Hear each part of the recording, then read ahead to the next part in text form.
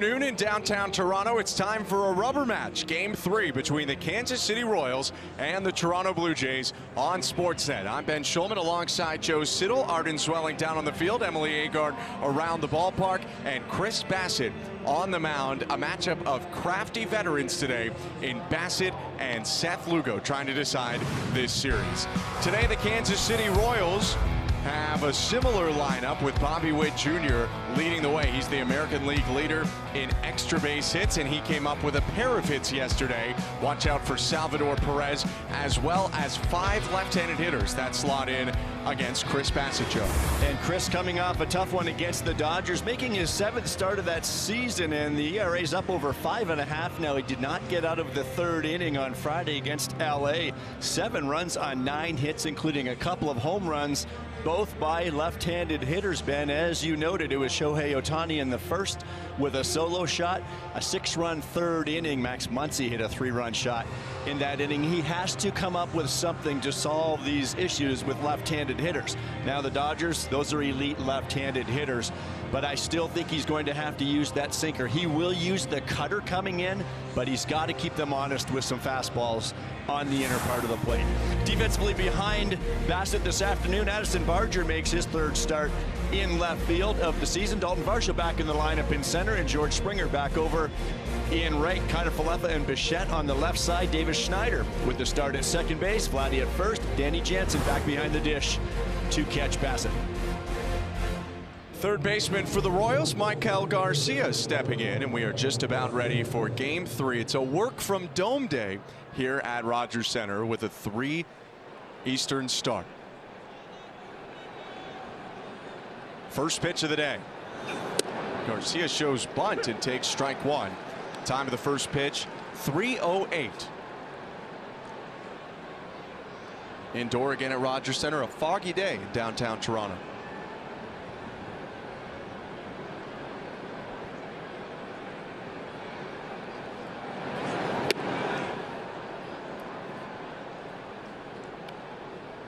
The Venezuelan third baseman Garcia came up with a hit yesterday and has been hitting in the high 300s over the last week and a half. He's been a tough out recently.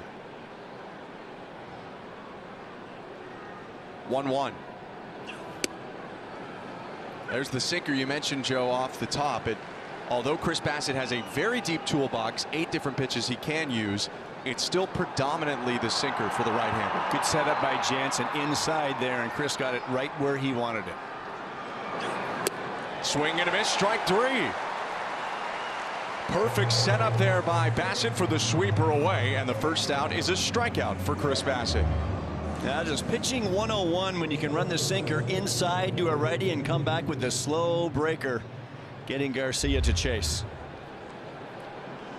This is a very aggressive Royals team. They do have some high strikeout numbers, like Bobby Witt Jr., who struck out 27 times in 31 games, although he's been remarkable this year.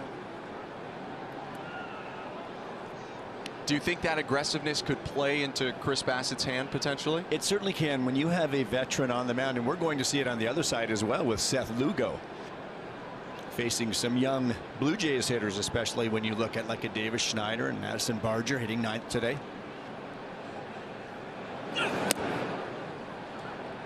Bassitt falling behind, 2 balls, no strikes to Witt. It's the challenge when you face good hitters like Bobby Witt Jr. You try to be so fine because you don't want him to jump you early, but then you look up and you're behind 2-0. Little back and forth, Jansen and Bassitt communicating through the pitch comm. And the 2-0. Hit well down the left field line, foul. Witt reached way inside for that one, and we saw him do that yesterday in the 8th inning as well against an Eric Swanson splitter, hitting a ball off the plate for a double. Bassitt will work from the first base side of the pitching rubber, and that pitch right there is a good reason. It gives him a little more room for that sinker, the movement on that pitch that's going to go into right-handed batters. Gives him a little bit more plate to play with. Again, puts it on the hands of Bobby Witt Jr. That was the changeup. 2-2. A vast array of pitches. Now we know that he'll predominantly stick with a few, but you just don't know what's coming as a hitter. I'm sure Bobby Witt is not looking for a changeup right there, righty on righty against Bassett. Jansen setting up outside. And that's a fastball for called strike 3. Very well located for Chris Bassett, who has struck out the first 2 he's faced. And that's what the changeup will do. If you're a hitter like Witt, the changeup slows you down. He just tracked a pitch much slower than that, and then you come back with that sinker there, and he can make that pitch look about 100 miles per hour. Good velocity from Bassett, but more important than anything, the location. That 95 is a tick up from his averages. He's a little bit more 93 usually. Here's the first test from a left-handed batter. It's Vinny Pasquantino.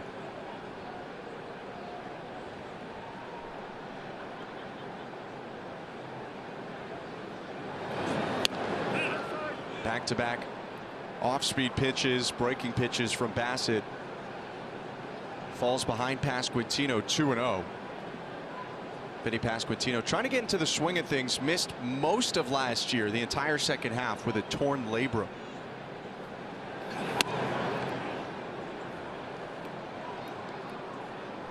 This could be one of those lefties. Now falling behind 3-0 changes things, but you're talking about his struggles against left-handed hitters. This is one of those lefties that you can get inside on.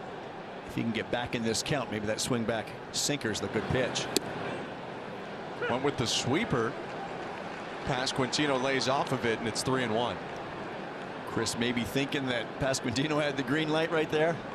Didn't see that pitch 20-30 years ago, Ben. No.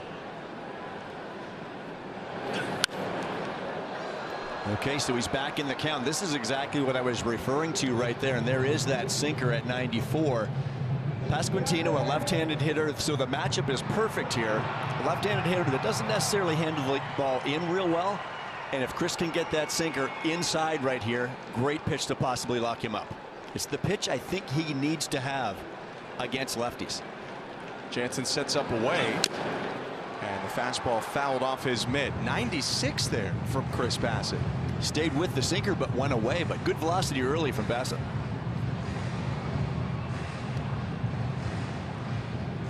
He's thinking right now, and now it's not too late to try that sinker back in there. See, he ponders that a little bit as he walks down the mound, and then he just went to his PitchCom device. His 3-2 again. He did go inside. Good call, and it was fouled off. And you can see the swing. As a hitter, 3-2, you should probably have a pretty decent swing at a 3-2 fastball. And if anything, you might be fooled on the off speed, but he was beat with that pitch. That right there tells me he's not handling the ball in there real well. I'd go back in there again. Bassett tried to flip the curve in, but it misses high for ball 4.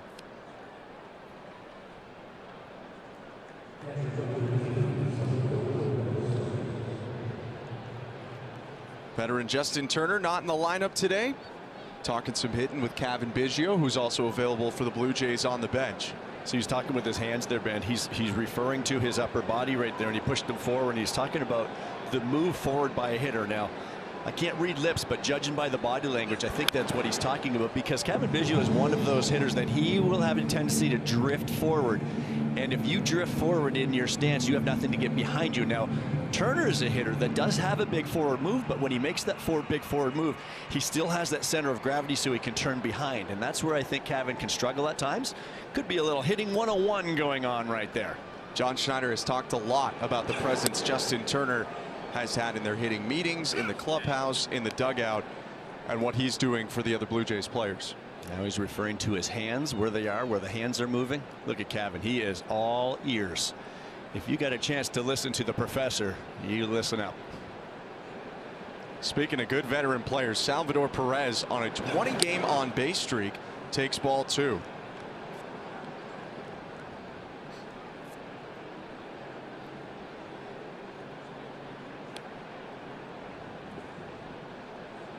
The 34-year-old catcher debuted in 2011 and is leading the American League right now in batting average. Is off to one of the best starts of his career.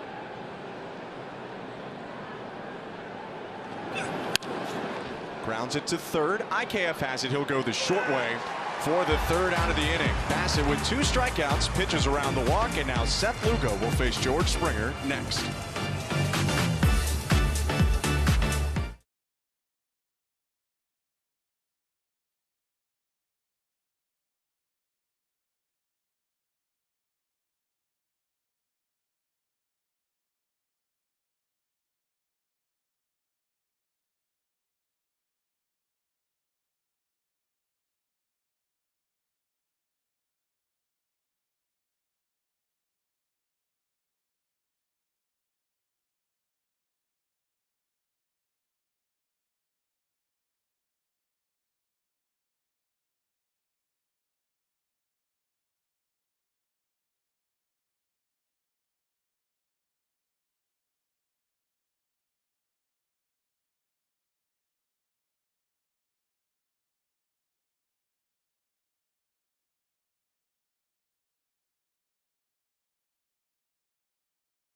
Schneider, who picked up another hit for the Blue Jays yesterday and has been really, really solid. Tough matchup for him and the rest of the Blue Jays, though, with Seth Lugo and his impeccable record and ERA coming into this game. Lugo picked up his 4th win of the season last time out. 7 shutout innings in Detroit against the Tigers.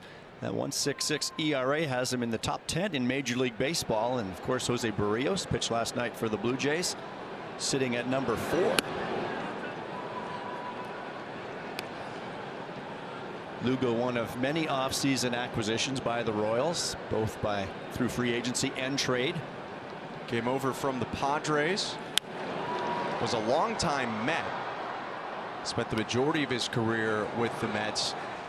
Debuted for them in 2016, pitched with them all the way to 22, but was mostly a reliever. Had a really strong year last year in the Padres rotation as a starter, and has started off really well this year. He and Michael Walker were 2 key free agent signings for this rotation, because then you complement your youngsters, Brady Singer and Cole Reagans, who we saw here yesterday.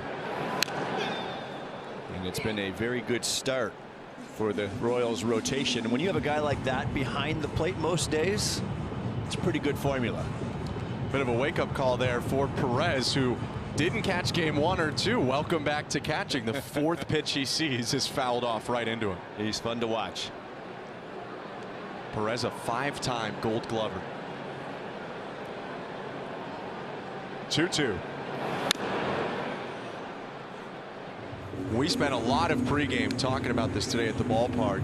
There are definitely some similarities you can bring in from the 2 former teammates actually in New York in 2022, Lugo and Bassett. Strike 3. Springer strikes out to start the Blue Jays offensive game. A lot of different pitches from Lugo, as we say the same about Chris Bassett, but he will sink it, and we saw him doing that 92, 94 miles per hour. This wasn't a very good slider, but it got George at the top of the zone. He can really spin the baseball, and the slider's a bit of a new pitch, but between that and the curveball, and that's the one for me. When you get a guy like this, don't try to cover everything, because you can't. Look for one, and I always recommend looking for the fastball and allow things to play off. Vladdy hammers the breaking ball into left, and that's the first base hit for either side today. That's a new one. Yeah, they've changed up the dances a little bit. Well, he took a first pitch fastball, but then he was all over this curveball. Not a real good one. Stayed at the top of the zone, and Vladdy just hammers it into left field.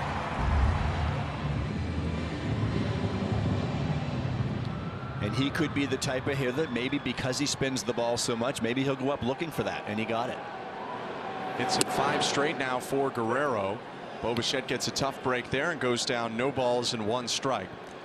DJ Rayburn, the home plate umpire today. Brian Walsh at first, Adam Hammery at second, and crew chief Vic Carapaza at third.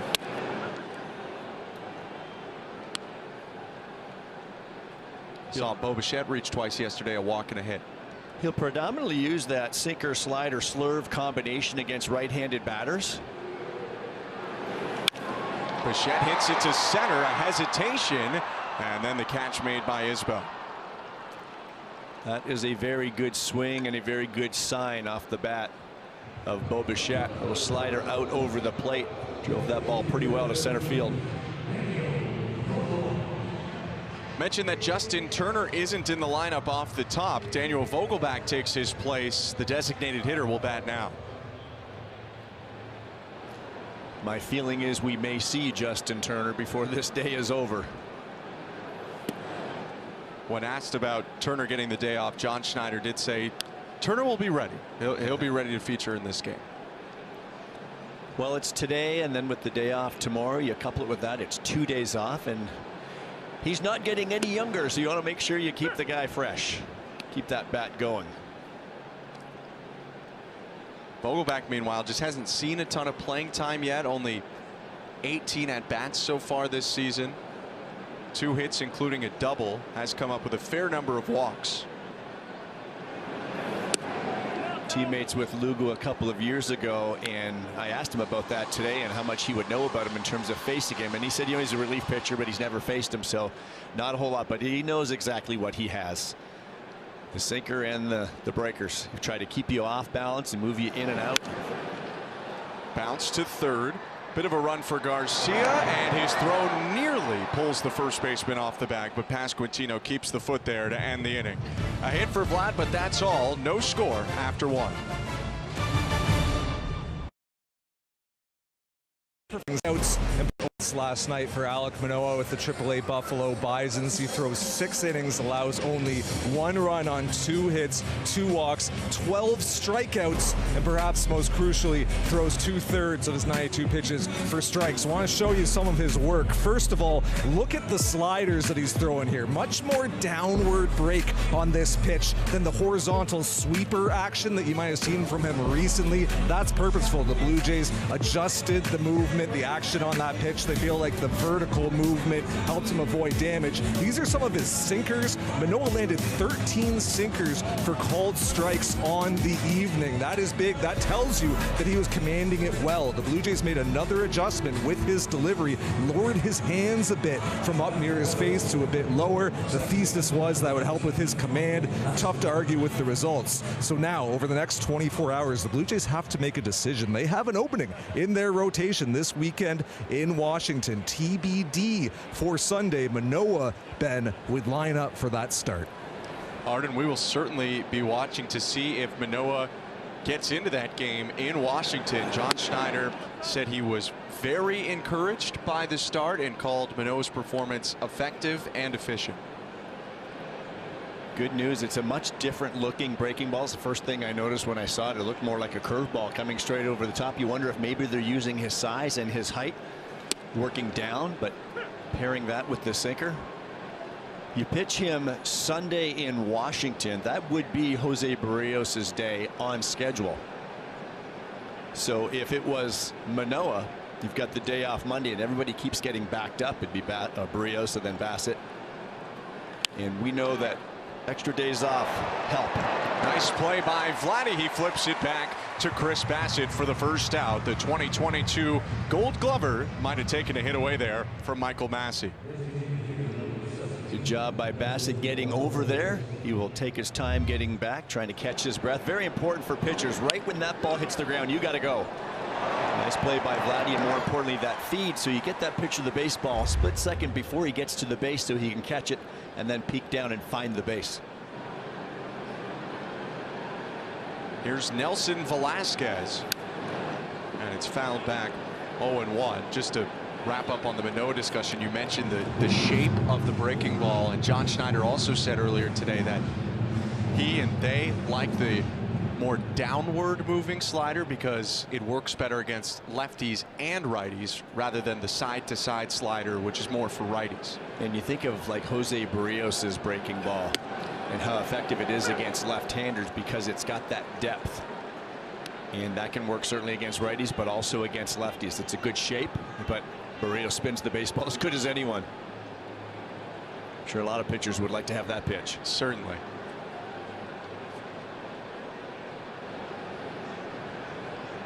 Bassett's 0-2. No. Late time clock violation. Chris is saying no, it's not. I could hear him from up here. And well, and it looked like that time call was made after his knee kicked up. DJ Rayburn called it right away, and Chris is saying no. I would agree with DJ. I think he was late. We saw the zeros up on that clock before Chris lifted his leg. He disagreed. Chopper in front of the mound, and Bassett throws a strike to Vladimir Guerrero Jr. They've teamed up for the first 2 outs. Bassett getting his work in this inning, running over, covering first base on the first play, and now taking it himself on the second. That out starts a pocket here for the Royals, which will be interesting to watch all day. 3 left-handed hitters in a row. The 3 outfielders for Kansas City. MJ Melendez, Adam Frazier on deck, and Kyle Isbell behind him. First, it's Melendez.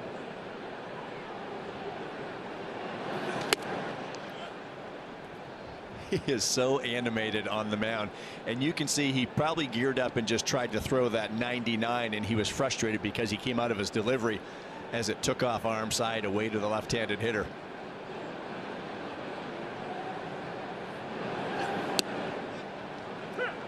Slows it down there with the changeup. Already the second change used today.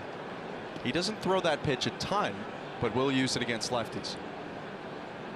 I still like his slower curveball, the one that he got Massey to bounce out on for these left-handed hitters to pair with that sinker.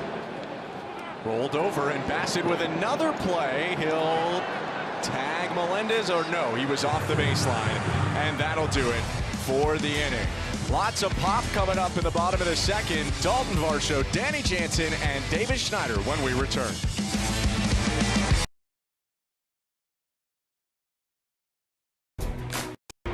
Center. First time up today for Dalton Varsho. Got the day off yesterday, back in center field today.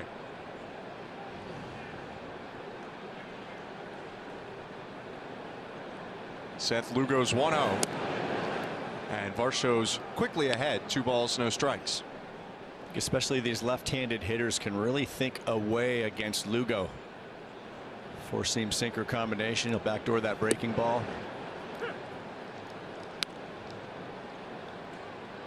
I'm Ben Schulman alongside Joe Siddall, Arden Zwelling, and Emily Agard down on the field. Varsho lifts it foul, 2-2. It's a good changeup that time from Lugo. I don't doubt he comes back with a very similar pitch. We've seen a lot of right-handed pitchers use that against Varsho. Soft and staying away. Tried. And went pretty quick into that pitch after the 2-2. It's a bit of the book on Dalton because he's such a pull hitter. He's in and then out of the zone quickly. Foul tipped into the glove, strike 3. Second strikeout for Lugo today, and Danny Jansen comes up. And that's what we're referring to about a veteran pitcher. So he slows it up twice with the changeups, and you're down closer to the mid-80s with a couple of changeups. Then you come back with that sinker at 94, 95, and it's explosive to a hitter. That's pitching. Pitching 101, changing speeds like that. Starts Danny Jansen off with a slider. Jano started his season late. This is 10th game, but he does not look like he's missed a beat so far. 5 extra base hits already, including a homer in game 1 of this series and game 2 of the Dodgers series right before this one.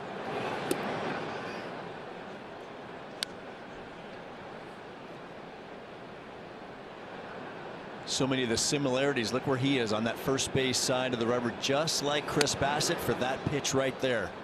That sinker or four-seamer gives you room, gives you lots of plate to work with the ball moving arm side.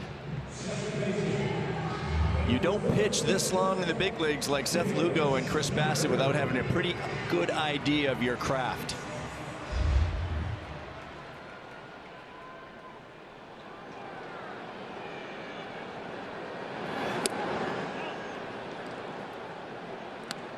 David Schneider stepping in, .292 average over his last 9 games.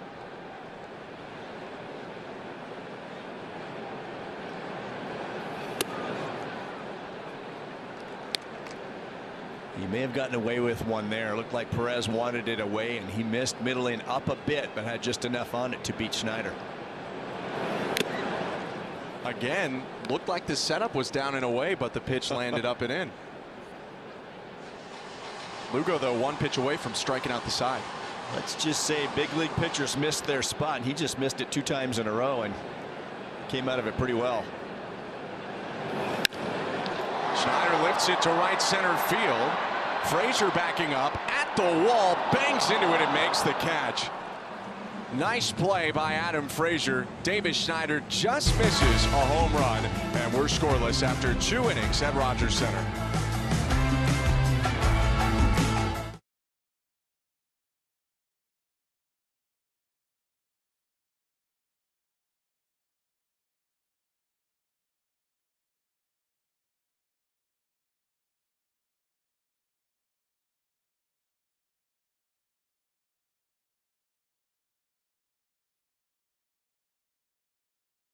I'm here at the Catch Bar taking in the game, and one of the perks of the job is being able to watch the game from different spaces around the ballpark, not to mention being able to get my hands on giveaways early like this one. We got to talk about Cricket Night by TD, which is happening on May 10th. The first 15,000 fans are going home with this Blue Jays white cricket hat. And let me tell you, last year, Cricket Night was a hit. I have no doubt it's going to be twice as fun this year. Guys?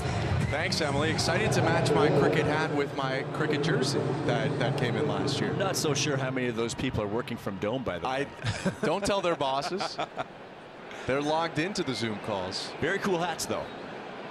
Chris Bassett starting his third inning of work. Adam Frazier just made the nice catch. And Bassett puts a fastball at his knees for strike one. Stealing a strike against a guy that does not swing at the first pitch very often. Again, smart pitching by Bassett. Gives you a free strike.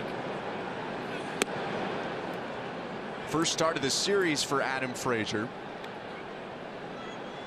Veteran who spent last year with Baltimore, also time with Seattle, San Diego, and the majority of his career with Pittsburgh.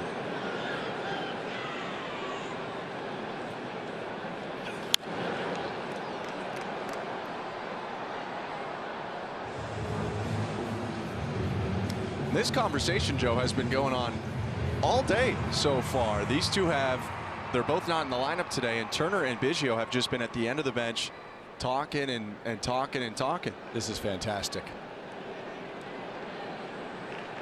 And I think that's by choice where Kevin chooses where he's sitting. Long run for Addison Barger, but a nice play. He makes the catch just inside fair territory for the first out.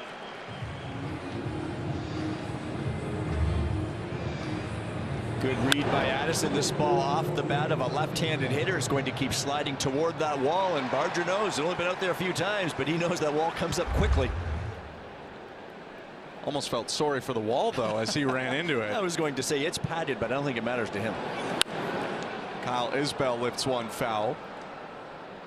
Isbell with 2 homers against the Blue Jays this year. Just looking at Barger, though, you can see the athleticism that allows him to both excel in the infield and the outfield. Looks like he could be a linebacker. Looks like he could be a lot of things. You can see it in his swing, too, that athleticism. I mean, he does not hold much back.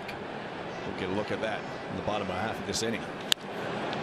Isbell lifts a ball not very deep to right center. Springer making the call. It looked like Varsho had called it initially, but maybe Springer, missing his day in center field yesterday, wanted to make the catch today. They chuckle about it. There are 2 outs. Well, they're having a little fun with it. We have seen Dalton call George off on many occasions, but George was over in center yesterday. Maybe he's saying, hey, Dalton, I can take some of those too.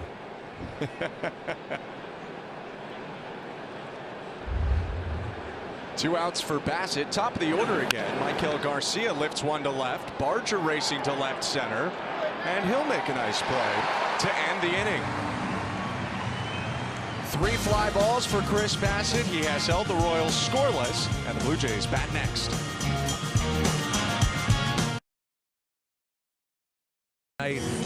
I was feeling the pressure. Barger has not been shy to talk about his nerves of getting these first big league reps under his belt. He said that everything that you're seeing here after that first hit was a blur, except for this conversation with Justin Turner in the dugout. Turner told him that that hit came because Barger stuck to his approach, kept swinging at pitches he could hit hard, didn't come out of it. We know that is Barger's MO, guys. Hunt a specific pitch, take a big swing at it, try to hit it as hard as possible.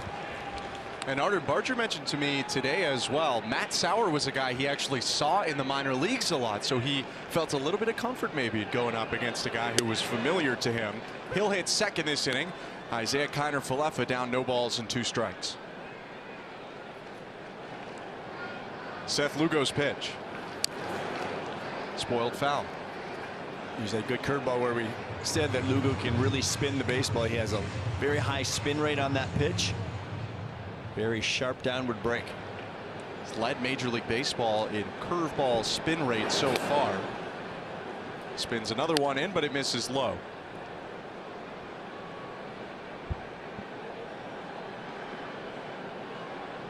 See Lugo, like Bassett, going to the pitch comm on his right hip.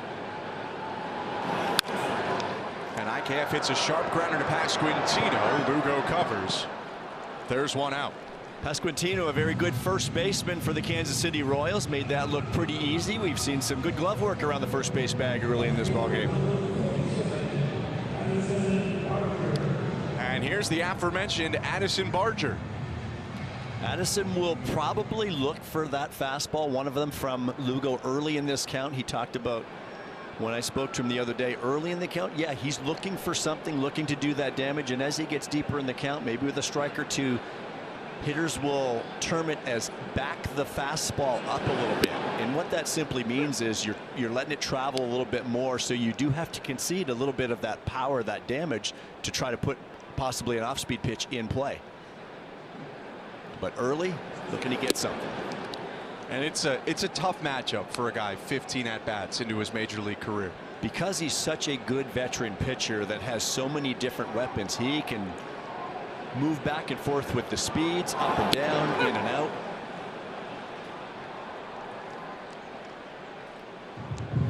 Barger goes down on the fastball there. 2 outs in the top of the order coming up for the Blue Jays. Slow breaker, speed you up. And I can tell you, as a hitter in the left-hand batter's box, Ben, that 94 looked 104 to him after the 2 slow breaking balls. It's the way your eyes and your brain track those first 2 pitches. It gets on you before you can react. Springer hits a breaking ball to short, and the throw by Witt over to first in time to end the inning. 1-2-3 for Lugo, and early on a pitcher's duel between Lugo and Bassett.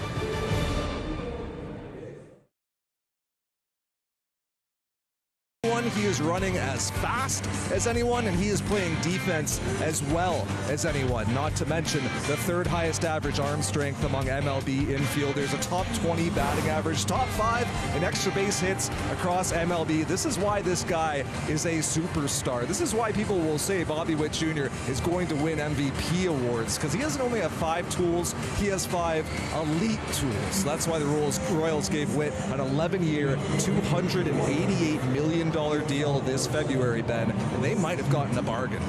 Yeah, and they can even turn that, if it goes the full 11 years, into a 14-year deal with 3 years of team options.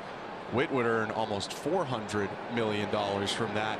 Joe, is there one thing, I know it's hard to pick, that stands out for you with Bobby Witt specifically? So many things do, but Ben, he hit a double last night, and I specifically watched him rounding first base, and the elite speed that Arden is referring to, it is fun to watch. I mean, I love to watch speed. I love to watch fast runners. He is to second base in no time, and you can certainly see why the Royals are building around this young player. Talk so much about the acquisitions they made in the offseason, both free agency and trades. The veteran pitchers to complement their young pitchers. More veteran players. John Schreiber, nice pickup for their bullpen to try to strengthen that, to complement these young players. But this is the type of player you build your entire organization around. Matt Quatrero has to be happy with what he's seen from Witt so far, who hits a fly ball at Addison Barger for out number 1.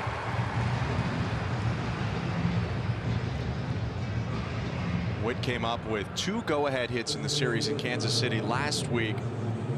Both led to 3-2 wins by the Royals. And yesterday, his double that you mentioned, I mean, that was a big moment in the game. It started a rally, or helped a rally, that turned a 2-1 game into a 4-1 game.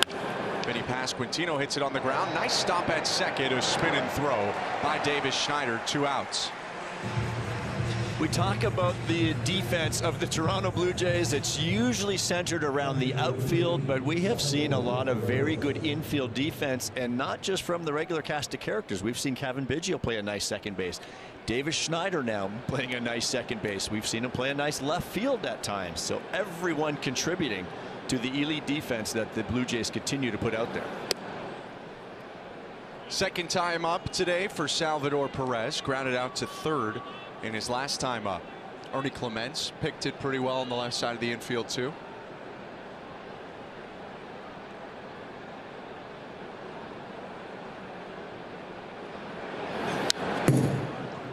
You can go around the field, and I don't really see a spot where you can point to a weakness defensively by this team, and that's a great thing because it helps guys like this on the mound. It helps the Jose Barrios go 7 innings yesterday, 2 runs. It helps Chris Bassett continue to try to go deep. It helps Kevin Gausman go 7 shutout against the Dodgers, or 1 run.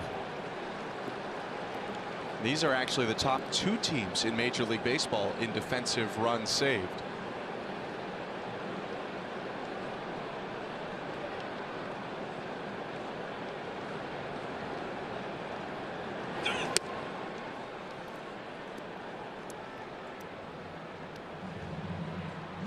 Chris Bassett with 2 strikeouts today, the first 2 batters he faced in the game.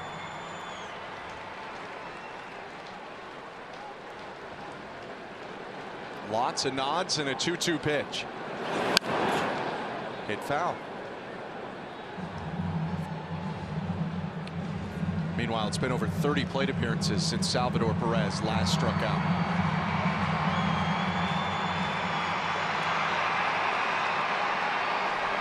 It is remarkable from a player that has so much power. You don't normally see that combination. He's been a high strikeout guy in the past, but this year he's reined it in so far. Just tips that one. And he will expand a little bit. That's why I think Bassett maybe would try to those strike to ball pitches, whether it's the splitter or the breaking ball, but staying almost out of the zone, because he will expand, he will chase.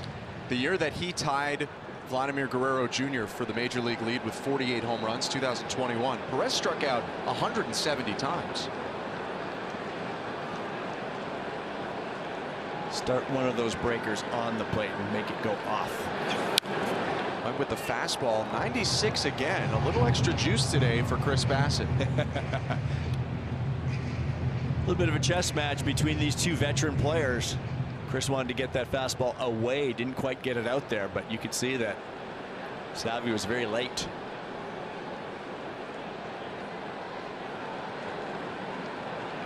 Two again. Foul tipped into the glove. Strike 3. Perez with a check swing there accidentally gets himself out. I think he is asking whether that hit him or not, and we'll see if the Royals and Matt Quatraro, well, they appealed down to first, but looks like the appeal went to first. But if that tipped the bat, then it's still a foul ball. Into the glove, if it tipped the bat. And that's what they're talking about right now, I think. Brian Walsh, first base umpire, said he did not go on the swing. It might hit his hand. Yeah, so if the swing important if it hits him. Yep. And it did look like it hit him there. Looked like it hit his hand, and if Brian Walsh, the first base umpire on appeal, says no, he did not go. I mean, I don't know how you say it didn't go. That's a swing. But that's a judgment call by the first base umpire, and we saw his arms go out. Brian Walsh, the first base umpire, said no, he did not swing when the appeal went down from DJ Rayburn, the home plate umpire. And so swing or no swing is not reviewable. Hit by pitch or not is reviewable. So the Royals could ask for a challenge here.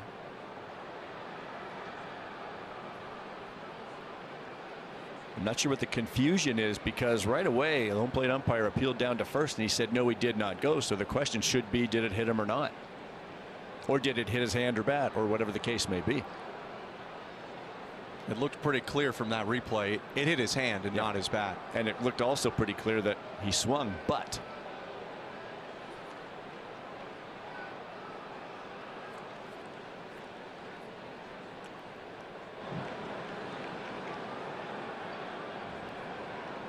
so now the umpires, after conferencing, are going over to Matt Quatraro to see if he wants to challenge this, presumably. The city is challenging the hit by pitch. Non-hit by pitch call, excuse me. There you go. So it was not called a hit by pitch, and Matt Quatraro and the Royals are challenging that it was a hit by pitch. And based on what we've seen, I think they're going to win it, Ben. Yeah, because like you mentioned, you know, if it were to have been called a swing, it's a moot point. It doesn't matter. But because they've ruled that Perez did not swing on the appeal, now if Perez was hit by a pitch, he would get first base. And there's not intent to swing there, but that is called a swing 99% of the time, as a hitter getting out of the way when the bat crosses the zone like that. It's almost always called a swing. And it looked also like DJ Rayburn changed his mind on what had happened behind the plate, because he called a foul tip but then accepted an appeal, and you wouldn't typically appeal on a foul tip. That's not relevant to a foul tip. And that may be why they had to get together to say, hey guys, kind of messed up with the first call there being a foul tip. How do we do this? They get together, and the point is they want to get this right.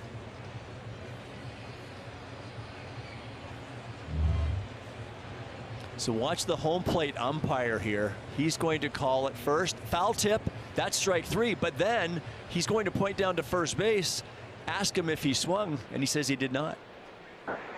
After review, the call on the field is overturned. It was a hit by pitch. Kansas City retains its challenge. So that is one of the odder plays I think you'll see. Well, I think it's the right call, Ben. It's just the Blue Jays aren't going to like this because the home plate umpire made the initial mistake. He called it a foul tip. So you can't call it a foul tip and then appeal down to see whether he swung or not. And I do wonder, too, if they have issue with that not being called a swing, potentially, if the Blue Jays look back at it. That'll be the second base runner today for the Royals, and an inning extender here with 2 outs. Now a left-handed hitter, Michael Massey, comes up. Massey homered to open the scoring yesterday. Long layoff also for Chris Bassett.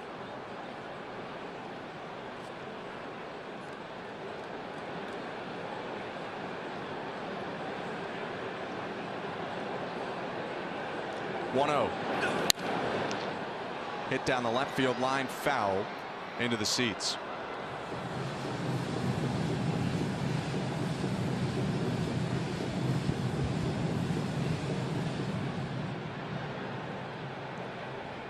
Massey debuted at Rogers Center on July 15th, 2022 in the majors. Picked up his first hit the following day against Max Castillo, who was a Blue Jay at the time. And then when Castillo got traded to the Royals with Samad Taylor, that actually cost Massey his spot that year with Taylor and Castillo going over, and he went down.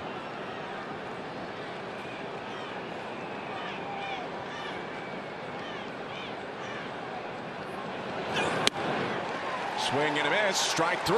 Bassett bounces back from the hit by pitch. And he has had quite the first 4 innings.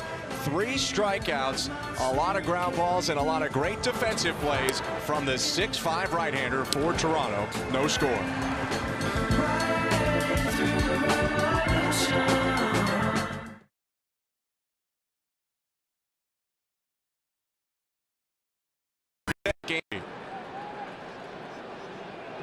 Vladimir Guerrero with the only hit today for the Blue Jays. No score, bottom of the 4th. I'm Ben Schulman alongside Joe Siddall. Arden Zwelling on the field. Around the ballpark, Emily Agard. Vlad hit a hanging breaking ball into left field in the first. 2-0 pitch.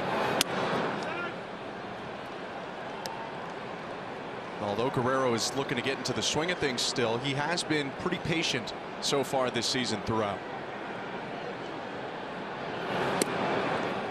Taken all the way there. You have a feeling he's not going to get a fastball 3-1. Let's see what Lugo does unless he really locates something like that sinker. He did. That's just trust in a pitch, trust in the movement to go right after him right there. 3-1. And from 3-0 now, 3-2 with Bo Bichette on deck. Daniel Vogelback after him. I think they were giving Perez an extra second here. He got hit by a foul ball on the left thigh. Ball 4. 18th walk already this season for Vladimir Guerrero Jr.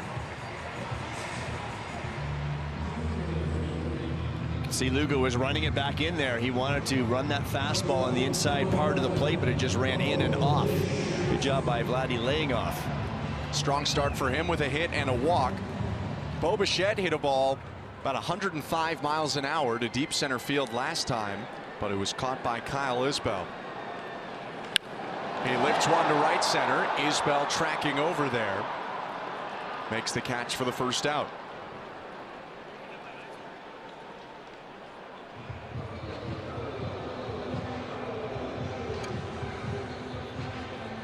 Bichette for 2, and Seth Lugo faces off with his former teammate again, and Daniel Vogelbach. Vogelbach, a one-time All-Star, had a 30-homer season with the Mariners. Hit a ground ball to third back in the first inning.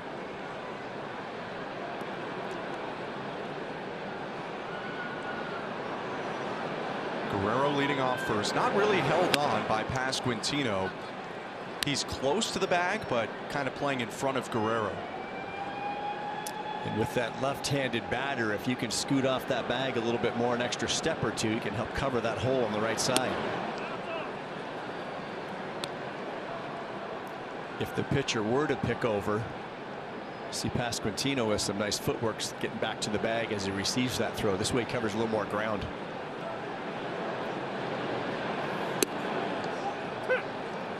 Right on the outside edge there for strike 1.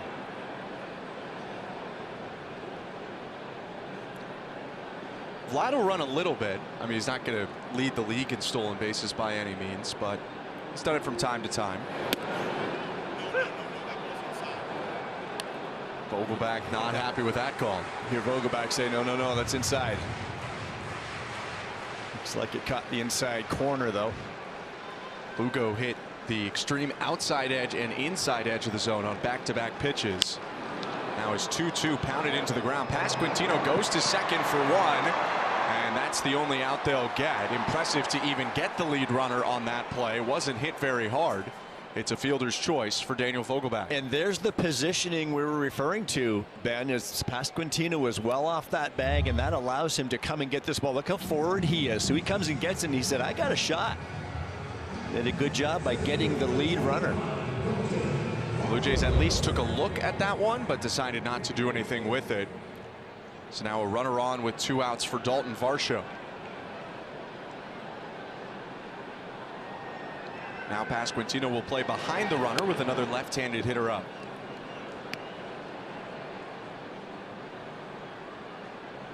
Varsho's 6 home runs lead the team, and it was last homestand that he really got going.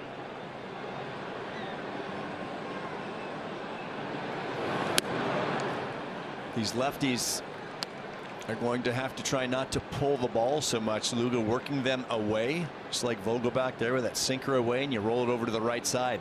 Unless Dalton can get a mistake middle in. Continues to go out there.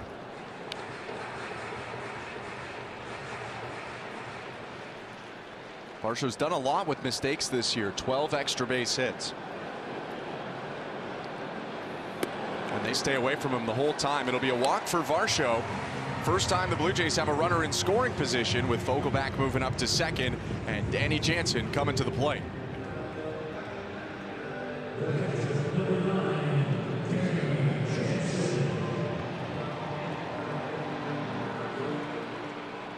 Seth Lugo trying to work through his first trouble of the day. Just a hit and 2 walks allowed for the right-hander. That would be a good pitch for Danny to jump on, but you could see he buckled a little bit. He was fooled by the break of that curveball. He elevated against Jansen in his first at bat with a good fastball to get him to swing and miss. Danny generally handles the bottom half of the zone better than the top half.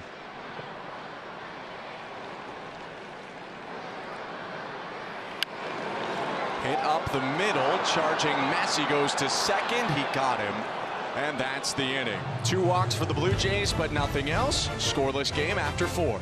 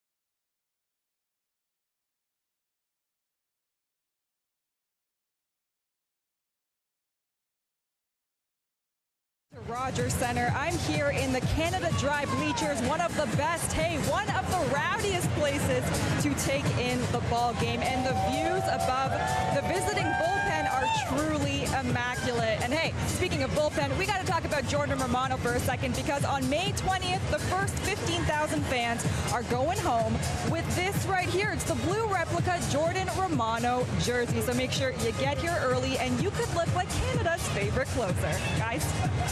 Thank you, Emily. Blue Jays not thinking about their pen right now, it seems, because Chris Bassitt has pitched really well through 4 innings. There is the aforementioned Canadian closer, but Bassitt so far just allowing a walk and a hit batter in the first 4 innings. He'll face Nelson Velasquez here to start the 5th. What have you liked so far from Bassitt, Joe? Well, we got 2 veteran pitchers here. They're really using their fastballs, and they're moving them around, mixing both that sinker and the 4-seamer at times, but moving it in and out. Lugo's done a nice job, especially, as I noted, staying away from the Blue Jays' left-handed batters. But you're seeing 2 pitchers pitch around their fastballs. Everything is centered around the fastball, and that's why as hitters, to me, these guys, you have to look for that fastball and try to hit that one. Easier said than done when you locate it like that. And again, a little extra zip from Bassitt. That 194 just seems like he's got a little bit more than usual in that right arm.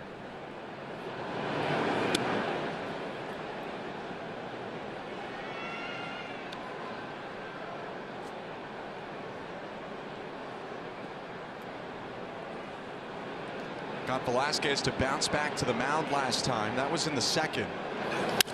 This one hit softly to 3rd, charging in IKF. Nice throw to 1st, 1 out. And now a message from our partners at Home Hardware, celebrating 60 years. How do you create the backyard of your dreams?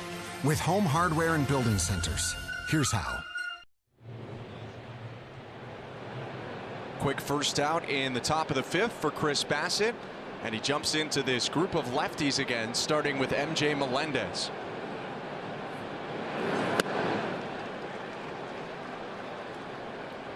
That was the cutter from Bassitt, a pitch that he does like to use to lefties. And he'll use it up and into lefties. He will run it in on their hands, elevated as well, but he will use it up and away. A lot of lefties struggle with that location.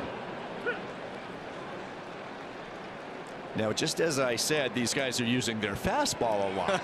We see a couple slow breakers, but let's watch now what he does. He did jam Velasquez pretty good in that last at-bat, but after the 2 slow ones, this is when the sinker could really play. Melendez asked for time, gets a second to think it over. Chris Bassitt always thinking about what's going to come out of his right hand next. His 0-2. Missed with the fastball. It's not the first time he's done that. See that reaction right there? It's 0-2. You're trying to make a great pitch in there or up, and you just try too much, and you come out of your delivery. When you fly open with your front side, the arm trails, and you miss up there, arm side. See if he can do it again and maybe make a better one. Get inside. There you go, Danny. Get in there. See how far that ball came back? Yeah. So when I said earlier about where he is on the pitching rubber, he's on that first base side, because when he airs, it's probably going to be arm side, which is the way. Look at that ball take off. It went over the entire width of home plate, and that's a bad miss. But the reason he's over there is because if he was over on the third base side of the rubber, that ball would be almost in the dugout. Now they go, or try to go high and away with the cutter. No swing on the appeal to Vic Carapazza. It's not a computer game. If Chris could be a robot, he'd throw that sinker inside right now and locate around the corner, but that's why, being played by humans, you have to execute. Went upstairs with the cutter again. That was a sharp cutter at 93. It's a full count. A little harder than normal. Adam Frazier on deck, MJ Melendez at the plate, both left-handed hitters, with Kyle Isbell, a left-handed hitter, due up after that. Bassitt waving Danny Jansen to come out and talk to him about what they want to do here on the 3-2. Might need a breather. Maybe said, you know what, let's get a reset here. Let me catch my breath. Use the mound visit.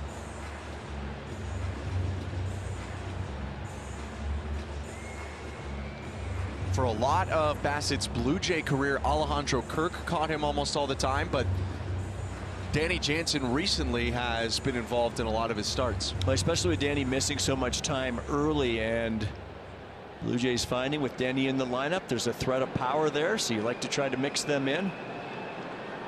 John Schneider using his 2 catchers, trying to get the most out of each one.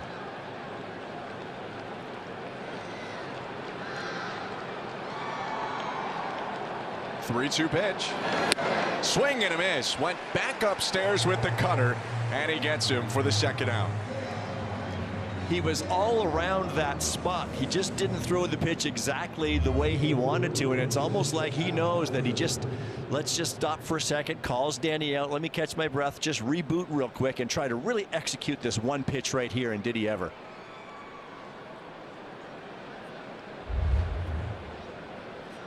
So 2 down now, and Adam Frazier up. Today's right fielder takes strike 1. Noted earlier, Frazier doesn't swing at the first pitch a whole lot. Chris had thrown a first pitch sinker in his first at bat to steal strike 1. Another way he can do it is by just flipping a breaking ball in there, almost knowing he's not going to swing. Gets Frazier to chase the changeup, or actually the splitter there. 0-2. Adam Frazier with a history of hitting the Blue Jays, not just his big double in the AL wildcard game 2 years ago, but hitting almost .320 in his career against Toronto.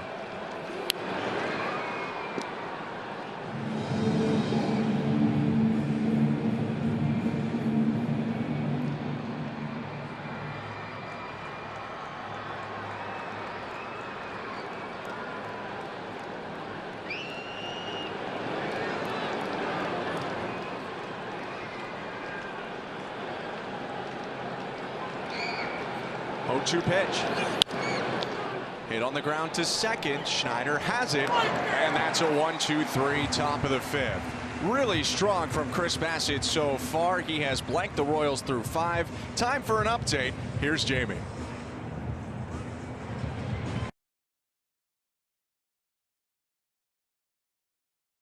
Fifth.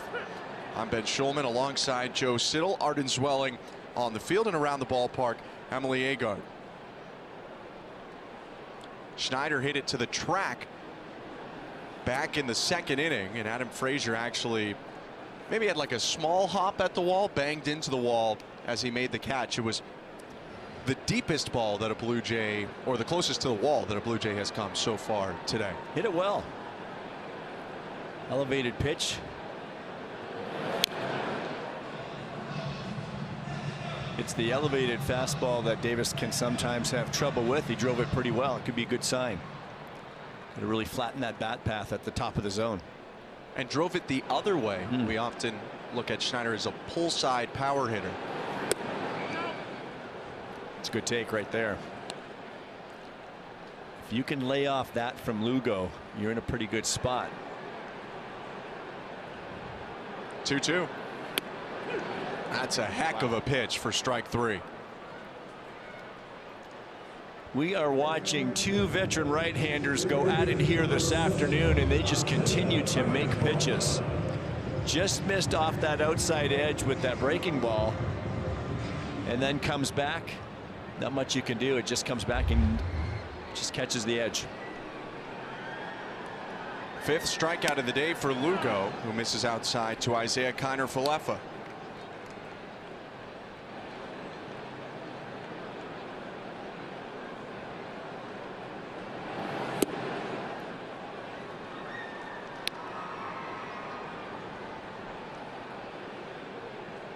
IKF grounded out to first back in the 3rd inning.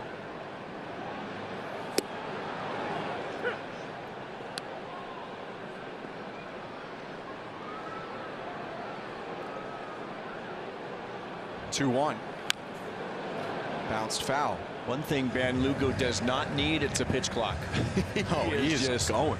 Getting it and going. He has a game plan, and he and Sal Perez are executing it. 2-2. IKF hits it down the right field line. Foul. Well, it's funny he's so quick because He was a reliever for the majority of his career, and traditionally you associate relievers with taking longer in between pitches. But for Lugo, he's just getting the ball, throwing it, getting the ball, throwing it. Even while doing a little Chris Bassett calling his own pitches too. IKF lifts it to shallow center. Charging in Isbell. Makes the catch. 2 outs. Lugo a big addition to this rotation for Kansas City, and with him, Michael Wacha and others, they have been doing really well so far. 3rd best starters ERA. Well, with Wacha and Lugo leading the way, the 2 veteran free agent acquisitions, it's so good for the Royals to have their 2 young pitchers in Reagans and Brady Singer doing what they're doing. And that really paves the way. They, like the Blue Jays, are going to have to continue to swing the bats a little bit better. But it's been a big change for the Royals, who won a franchise best 17 games in April.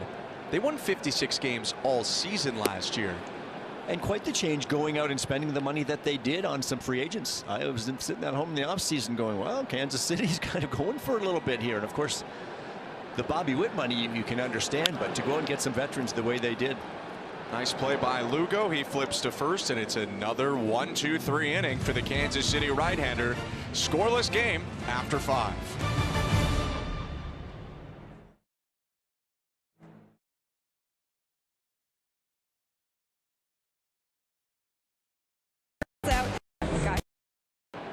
First pitch to Kyle Isbell.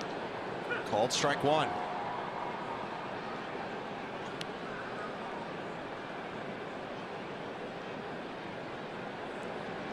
Isbell in his 4th major league season has only played over 100 games once.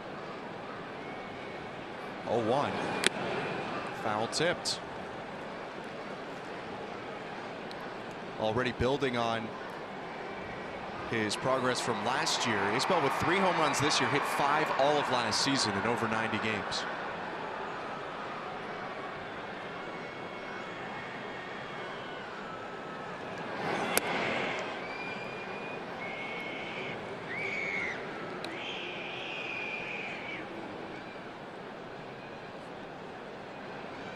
Lugo there taking a look right now.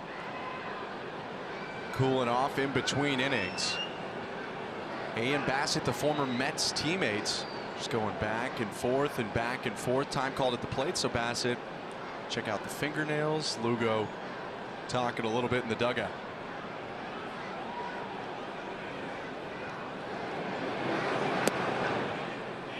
Sharp breaking ball, but Isbell lays off.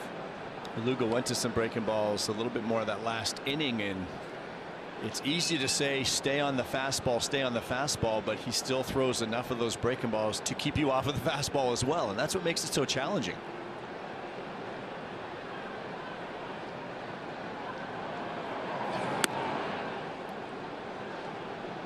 Bassett goes with the fastball there, misses high.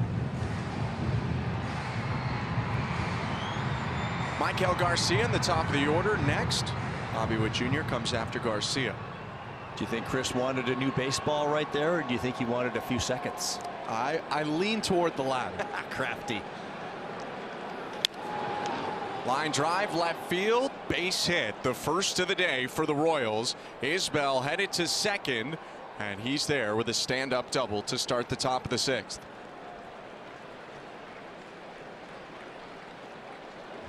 Well, didn't appear to hit it real hard. Looked like a sinker out over and off the outside edge. That is a very nice piece of hitting by the Royal center fielder as he slices it down the left field line.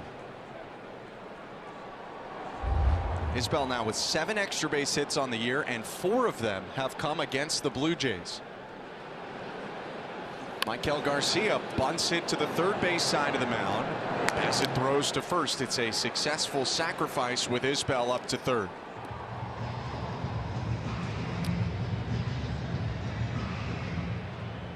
A little small ball for the Royals as they move the runner over, because when you have Bobby Witt Jr. coming up, and this is where it'll be interesting to see how Bassett faces him right here.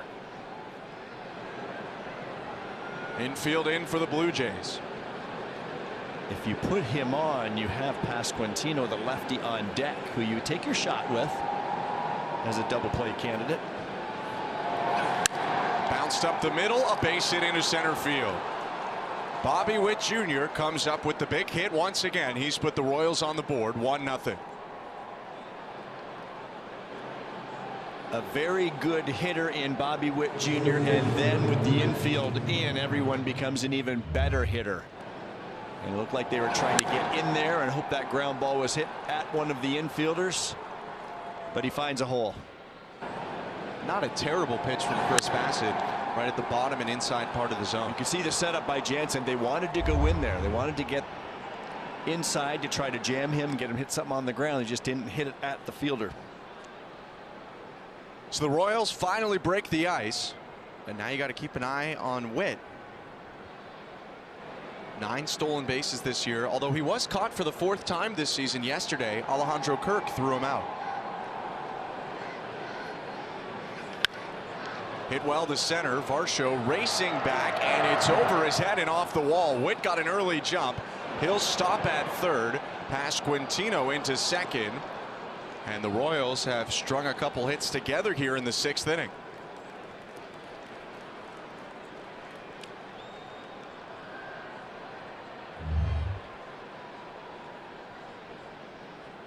And this one stayed right more on the plate than it did to Isbell on the double down the left field line. This one gets barrel and past Quintino. Drills it off the padded wall in center. He hits it a little bit more to the right, to the shorter wall. That might have been out of here. And Pete Walker out to the mound right now talking with Chris Bassett. Salvador Perez about to come up with first base open. What do you think about this situation? Well, it's almost like when Bobby Witt Jr. came up. You don't want him to beat you because he's clearly their best hitter. Now he just hit a ground ball that found a hole up the middle, but with the open base here, I take my chances. I put Perez on myself, and then I just go ahead and take my shot with the left-handed hitting Massey, but it looks like they're going to pitch to him. It's all about damage control right now with 1 run already in. We know what this Blue Jays offense is, not tearing the cover off the ball. Perez fouls back the first pitch. Wow. I mean, that's a first pitch fastball trying to go away, but that is center cut to a very good hitter right now. Look where the setup is. Look where the pitch ended up. It's got a lot of plate.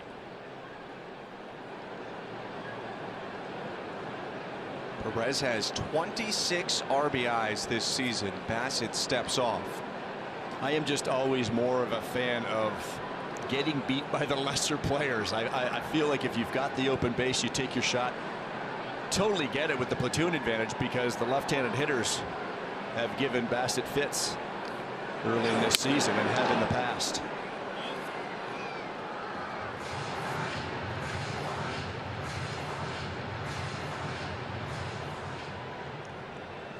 Bassett hadn't allowed a hit through the first 5 innings, just a walk and a hit batter. But 3 hits this inning have put the Royals on the board, and they're still threatening.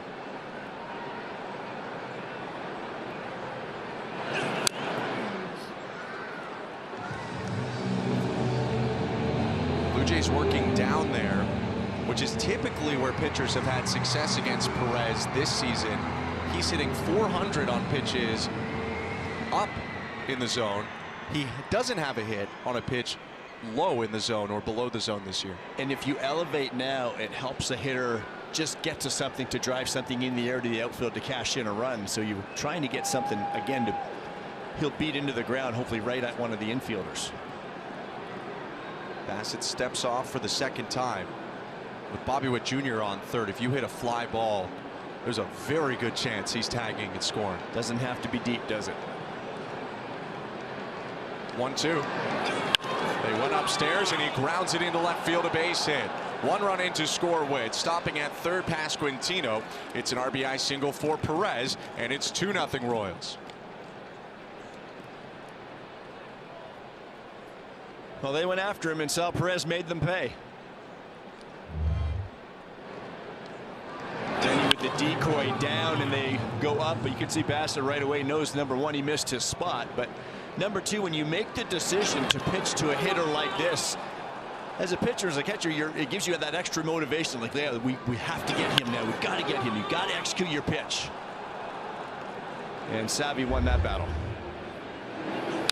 Warner's still in for the Blue Jays. Middle infield has backed up a little bit now with the chance to turn a double play. Michael Massey is up, and 4 hits this inning for the Royals, have plated 2 runs.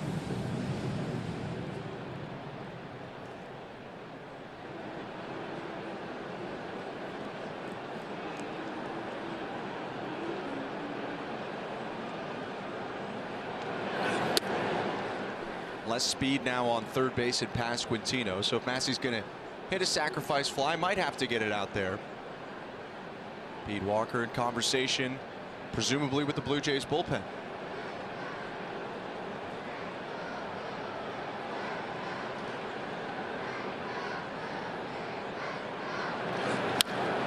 Hit on the ground, dive by Schneider to stop it. His only play is first, and that will score another run.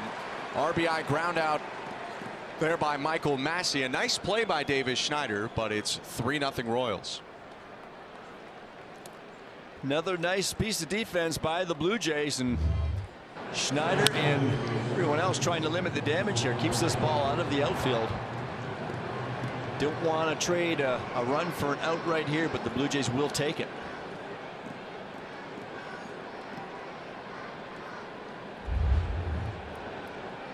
So now 2 down, and Nelson Velasquez up. Salvador Perez on second, and Trevor Richards getting loose for the Blue Jays here after a long top of the 6th. Pitch by Chris Bassett. Blue Jays do have an extra bullpen arm since Yariel Rodriguez went on the injured list yesterday. Good breaking ball there. Makes it 1-1.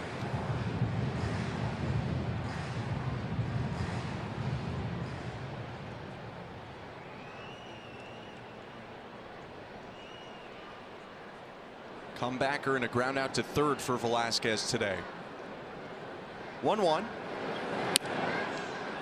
Called strike 2.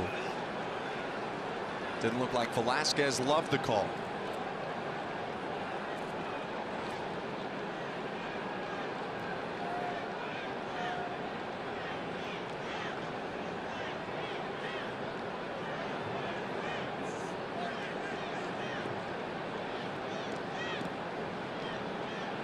As a pitcher too, you have to feel you give up the 1 and then a second and then a third. It almost feels insurmountable when your offense is not clicking at all.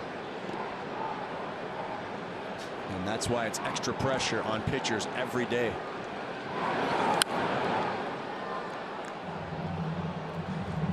Blue Jays will have the top of the order coming up in the bottom of the 6th against Seth Lugo. Bassett and Lugo going tit for tat through the first 5 innings. But Kansas City's jumped on Bassett here for 3 runs on 4 hits.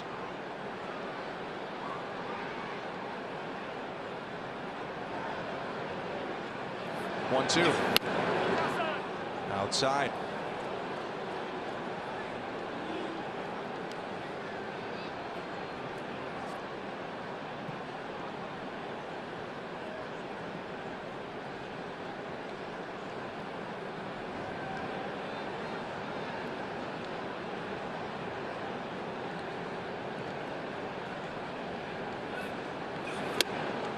Check swing. No appeal as he barely started there, and it's a full count.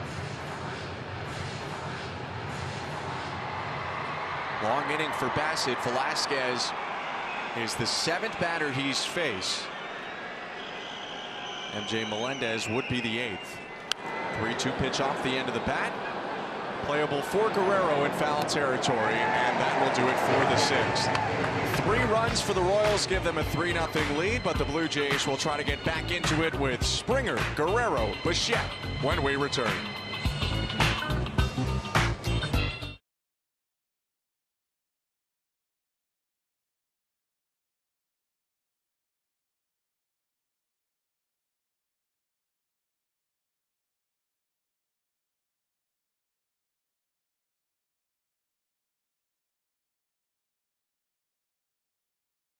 Field district. 3-0 to the Kansas City Royals in the rubber match of this series. I'm Ben Schulman alongside Joe Siddall. Arden Swelling down on the field. You just heard Emily Agard. Here's the pitch to George Springer. Strike one. Springer 0 for 2 today.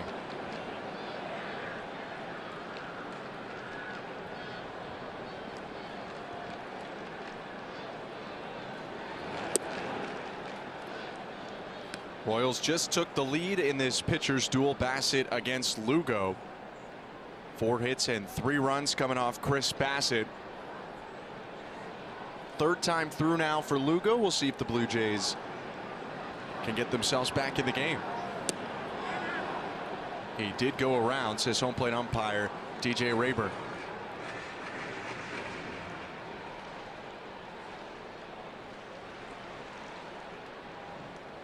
One, two in the dirt.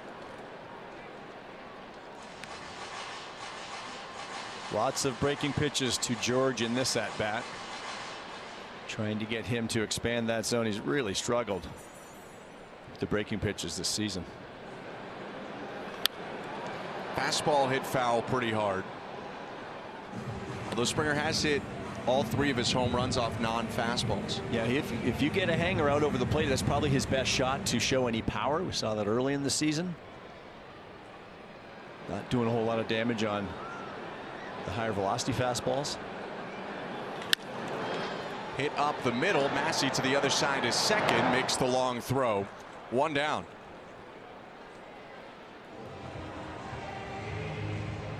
On a quiet offensive day so far for the Blue Jays, one guy who has done his job twice in 2 tries, Vladimir Guerrero Jr. with a hit and a walk today. And Vladdy knows they need base runners. Down 3. This is where you have to be very selective. If you're going to jump on something early, make sure it's a cookie in your spot.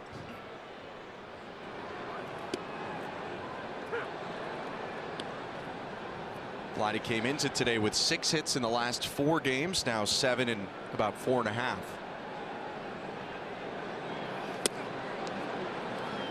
Gets the benefit of a call there to even up the count.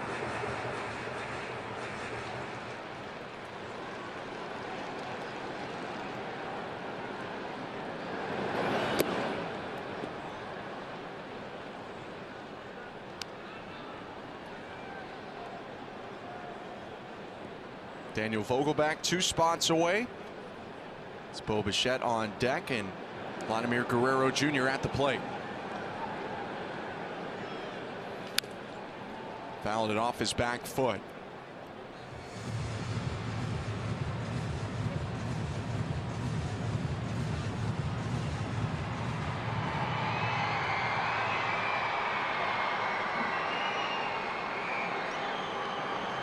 Two. Guerrero takes to fill up the count. Thought we'd even see more breaking balls from Lugo today. The way he spins the baseball and the way Blue Jays hitters struggle against breaking pitches. It's a good breaking ball for strike 3. And there it is. Hard slider right down there. Bottom of the zone on the corner. 6 strikeouts for Seth Lugo, who went 7 scoreless in his last start and is an out away from 6 scoreless today. Well, he went back and forth with the sliders and the fastballs, and he put that one in the perfect spot. Bo Bichette takes a fastball for strike 1. Bichette knocked in his 11th RBI this season yesterday.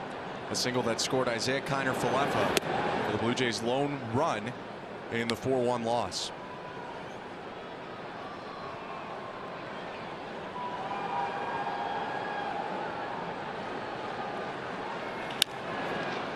Grounded up the middle, a sliding stop by Witt, throw off his knees to first, and that is remarkable from Bobby Witt Jr. to end the inning. Unbelievable arm strength from Bobby Witt Jr. from this position. It's one thing to make the throw, but look how much he got on it.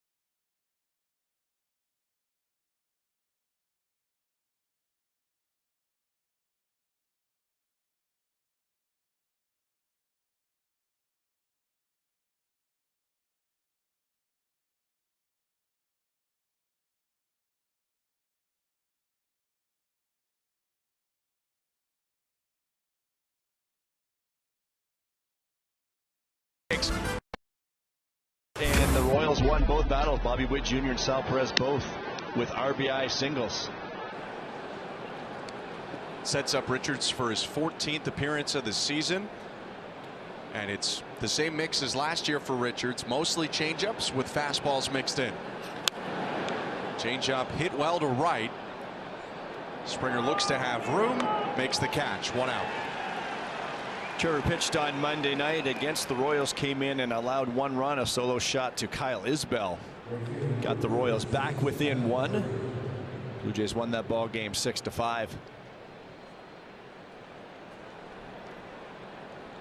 Richards works well against 3 left-handed hitters in a row. First Melendez, now Frazier, and on deck Kyle Isbell with that changeup that almost looks like a splitter, Joe, with the amount that it drops and moves to the right. And he's throwing it slower this year too, and he'll throw it a lot.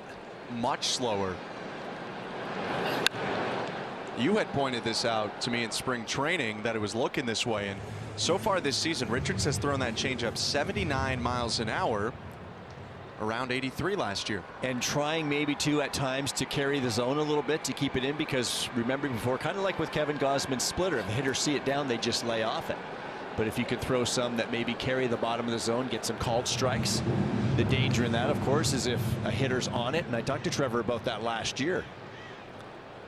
And the challenge is if you're going to keep it in the zone, if the hitter's looking for it, they're going to be all over it. But definitely took some velocity off that pitch. Called strike 3 with a fastball. He strikes out Adam Frazier. Let's check in with Arden Zwelling down on the field.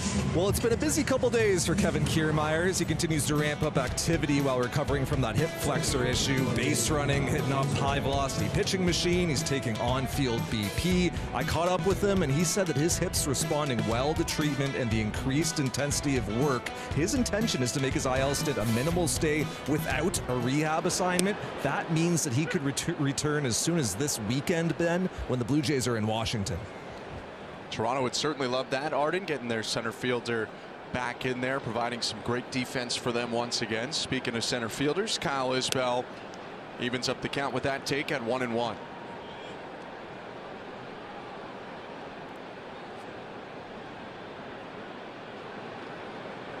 Seth Lugo's pitched really well today for Kansas City. Trevor Richards, the first reliever for the Blue Jays after Chris Bassett's start. And he's a strike away from a 1-2-3 7th.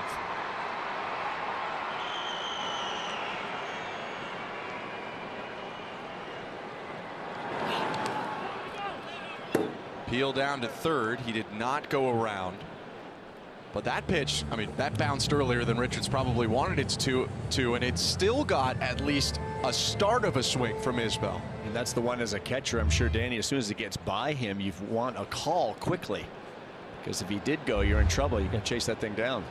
Yeah, Jansen did not wait for the appeal. Turned and dashed back. Broken bat bouncer to short. And Bichette throws to first in time for the 3rd out. Nice 1-2-3 7th for Trevor Richards. 7th inning stretch at Rogers Center. Blue Jays down 3-0.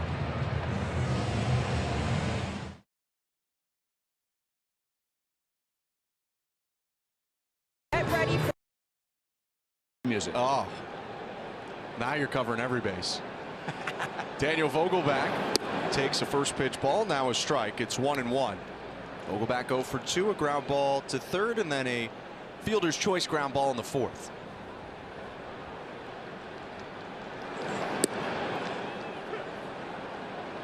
Seth Lugo just cruising along right now. This is his 90th pitch of the day. And he strikes out Vogelback for the first out of the inning. 7 Ks for the KC right-hander.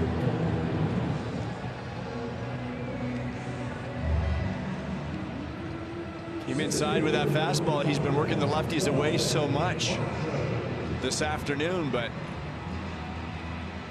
froze Vogelback with that fastball. Here's another left-handed hitter, Dalton Varsho. Worked Varsho exclusively away last time. 4 pitches outside, produced a walk. One of 2 Blue Jays walks today to go along with the 1 hit. Lugo's pitch count escalating. World Series champion with the Rangers last year, Chris Stratton, is warming up.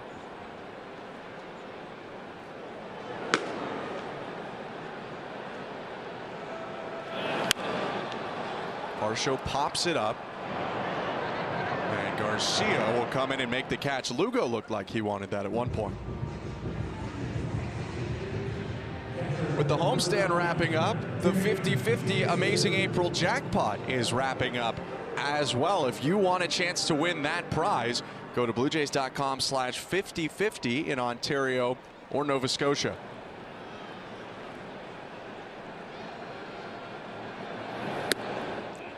Danny Jansen holds back his swing on appeal. That's confirmed by Brian Walsh. 1 ball and no strikes.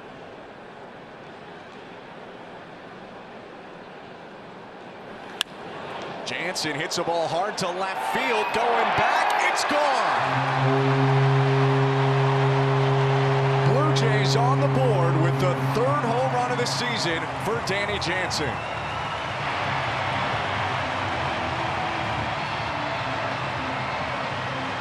Danny Jansen providing that thump to this Blue Jays lineup, and he had missed so much time early on. His bat was dearly missed with the offense struggling. Always a power threat when he steps to the plate and handles that ball down so well that we talked about earlier, Brandon. This was a slider from Lugo that is down in the zone. That is right in his wheelhouse, and he's got the Blue Jays on the board here late. Second hit of the game for Toronto. Here it is again. He'll sink down into this pitch, and that's why he handles that ball down so well. And we know what he's trying to do. It's get it in the air to the pull side, and that's exactly what he did into the Blue Jays bullpen.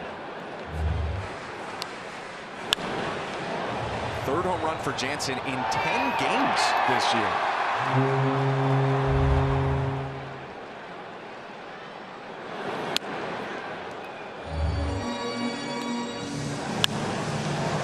It's such a missing element from this Blue Jays offense. They've just not been able to hit much in general, but especially slug the baseball. Tough luck for Toronto that so far all 3 of Jansen's homers have been solo shots. You can't pick and choose when you hit your homers.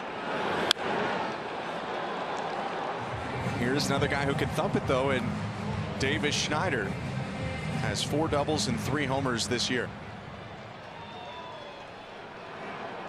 This could very well be it for Seth Lugo. His 101st pitch. Called strike 3. Blue Jays get on the board with the Danny Jansen homer, and now for an update, let's go to Jamie and Caleb.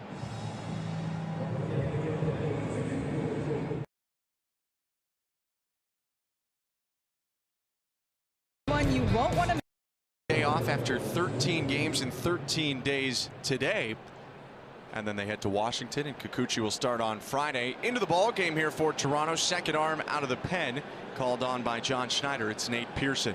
Nate picked up the save on Monday night against these Royals, closing out that 6-5 win. 11 games for Pearson. He's got that ERA. It's under 2. A whip of 140. He has walked 6 to go against his 12 strikeouts, but Nate has been excellent with that high velocity fastball and both the curveball and the slider. And faced these guys at the top of the order to get that save. Michael Garcia actually started that inning off with a base hit, and Pearson bounced back and ended up stranding 1st and 3rd to win the game, or to save it for the Blue Jays.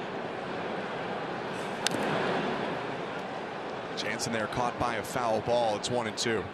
Great location with that slider from Pearson, down and away from the right-handed batter. Trevor Richards just had a 1-2-3 inning, talking with Chad Green, who's been throwing the last couple days, playing some catch. Yesterday threw from 90 to 100 feet.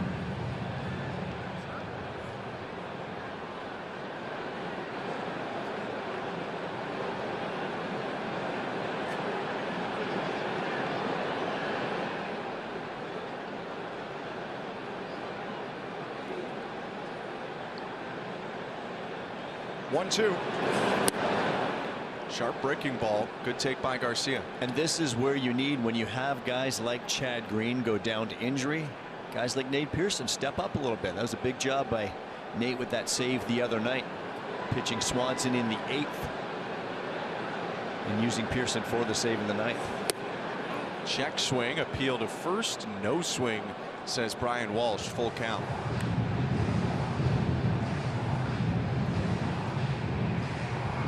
Bobby Witt Jr. looming on deck. He got the scoring started in this game in the 6th with a single that knocked in Kyle Isbell.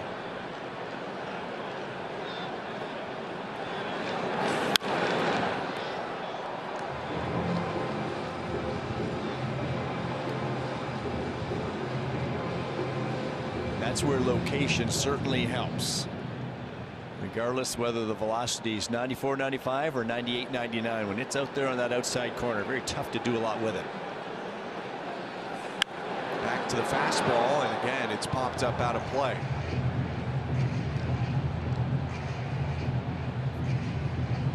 Little fluctuation for Pearson in the fastball velocity.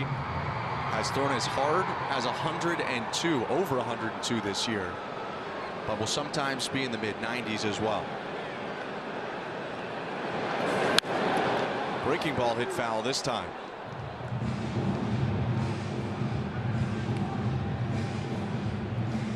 Garcia making him work, but that's where it's tough as a pitcher. You have to keep pounding that zone, especially the leadoff hitter of an inning.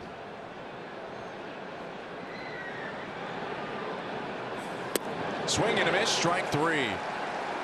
Dropped the slider on him for the first out.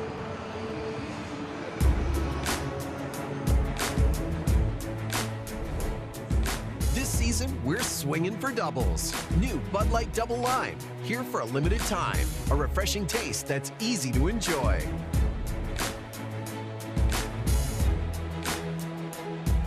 A rubber match at Rogers Center. Blue Jays and Royals. Bobby Witt Jr. playing a big part in it once again. And he grounds the ball off of Pearson. Charging in. Schneider had to go for the bare hand there and can't come up with it. May have not even had a play anyway with the speed of Witt. And Bobby Witt Jr. has a second hit today. Yeah, once that ball is by Pearson, I don't think there's a play to be made on this speedy young shortstop from the Royals. He is out of the box in a hurry. Witt's so fast, and that ball wasn't hit very hard. There's a shot even if Pearson lets that one go to a middle infielder that Witt still makes it. Vinny Pasquantino swings and misses. Strike 1. Caleb had mentioned it just a couple minutes ago. It's hard not to be impressed by Bobby Witt Jr. really in all facets of his game. I was just going to say, we've seen all facets over 3 games, haven't we? And even going back to the games in Kansas City last week. Certainly he can hit, certainly he can run, and then he makes a defensive play like he did on Bichette in the 6th inning, and you just wonder what this guy can't do. Arden covered the 5 tools earlier, and we've pretty much seen them all on display. I think, Ben, when I look back, that play he made it short was most impressive because the way he slid, I knew he was going to get the throw to first base, but to see how much he got on that throw, that was what was most impressive. Not all shortstops making that play. He was on the outfield turf and on one knee. And Bichette was close to the bat because he already had to go into shallow left center to slide and gather that ball. Grounded up the middle, a dive by Schneider. It's past him. Witt tearing around second, now turns back to the bag. It's a single for Pasquantino and 2 on with just 1 out. Bobby Witt Jr. is thinking first to third all the way here with his speed that we keep talking about, but it looked like he had a little stumble. Watch him hit it. Right now he's thinking third base. He's going, and they a little stumble right there, but knowing well enough, you have a stumble, break it down. Play is right in front of him. He's thinking third base right here, but he just had a little bit of a misstep around the bag. Puts the brakes on and goes back. Smart play. Can also afford to do that with the guy that's stepping up to the plate right now, Salvador Perez. A hit and an RBI today.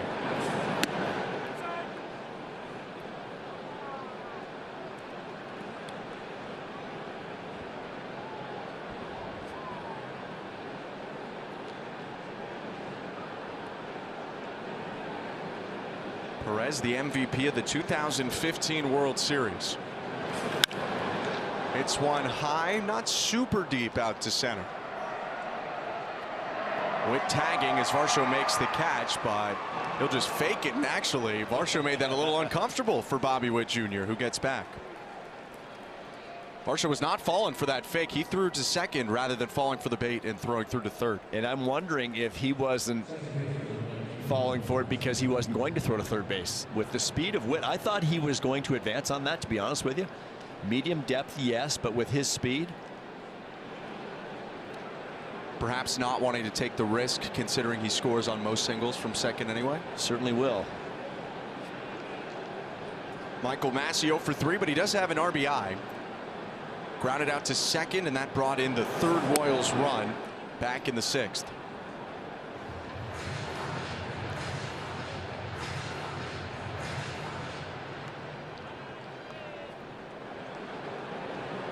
Bobby Witt on second, Vinny Pasquantino on first.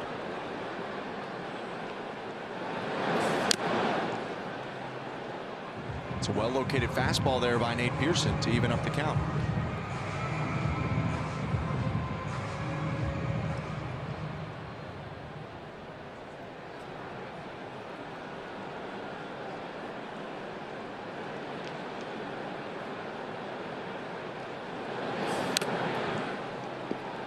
Pearson up to 99 now, using that 6'6" frame to make it 1-2.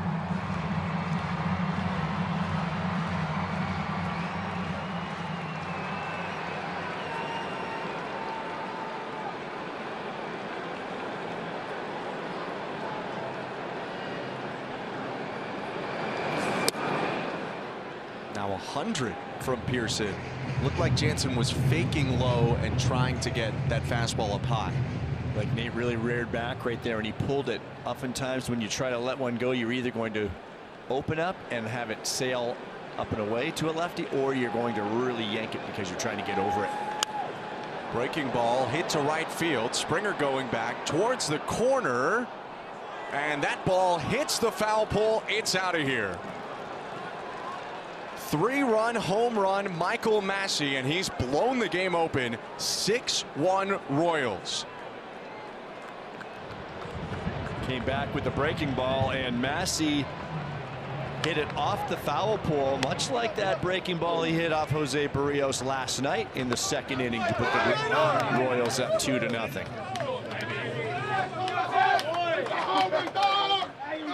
Curveball down and in. We said Nate's got both the curveball and the slider. This is a slower one, bigger break.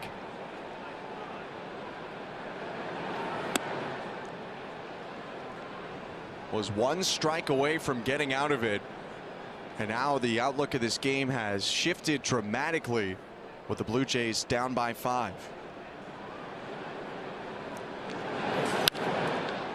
Hit in the air to right again. This one not as deep. Springer makes the catch to end the inning. Michael Massey's second home run in as many days threads the needle down the right field line, and the Royals have opened it up 6-1 headed to the bottom of the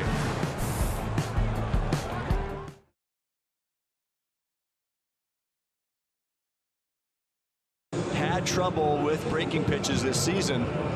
Seth Lugo really cruising, aside from that home run by Danny Jansen. Chris Stratton into the game now. First year in Kansas City for the right-hander. Signed a $3.5 million deal with the Royals in December, with a player option worth $4.5 million next year. It's a couple of former Texas Rangers facing off, not teammates with Texas, but Stratton and Isaiah Kiner-Falefa. Tough start for Stratton, but he is looking to turn things around to help this Royals bullpen. ERA up over 6 to start the season. He's walked 10 against just 11 strikeouts in his 13 innings of work, and those walks will certainly haunt you.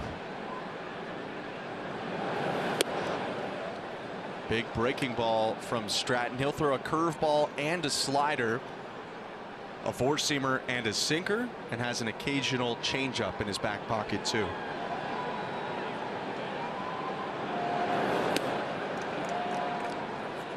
A lot of sliders against these right-handed hitters. It's the pitch that Seth Lugo went to quite a bit against the righties today. Successfully.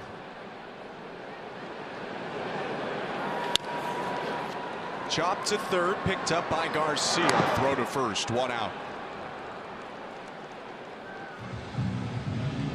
Wasn't exactly the headliner of the trade, as you see Danny Jansen there talking with Nate Pearson, but Stratton went over to the Rangers with Jordan Montgomery last year in that deal that sent the Cardinals starter to Texas, and it ended up being important. He pitched twice in the World Series as Texas ended up bringing home their first title.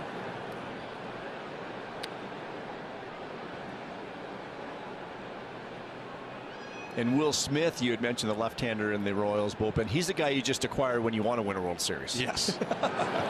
He is, you know, there's some comparables across sports to Will Smith, who won 3 World Series with 3 different teams in 3 consecutive years, but none are like that. You know, there was Marian Hossa in the NHL. He made 3 Stanley Cup finals, but only won 1 with 3 different teams. The Raptors had Patrick McCaw, who won 3 years in a row, but with 2 teams. But yeah, if you get Will Smith, you should start buying some World Series shares. Haven't seen him though in this series so far. Looks like Brendan Little will get an inning of work.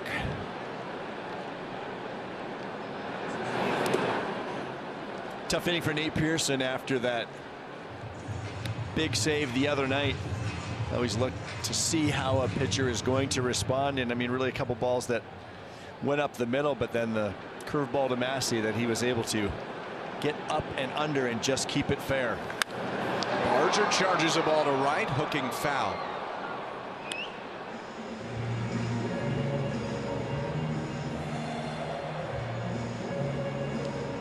For that top middle of the Kansas City order, they did get to see Pearson for the 2nd time in 3 days as well.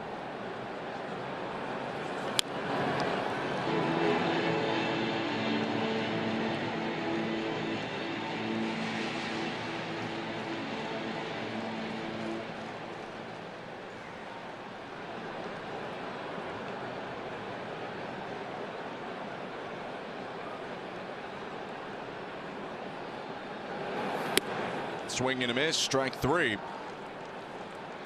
9th Blue Jays batter struck out today. 2 outs in the top of the order coming up, George Springer.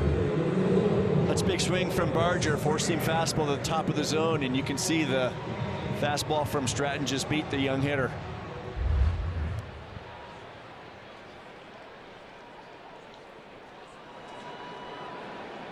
Two hits today for the Blue Jays, 2 walks to go along with it. Springer takes strike 1.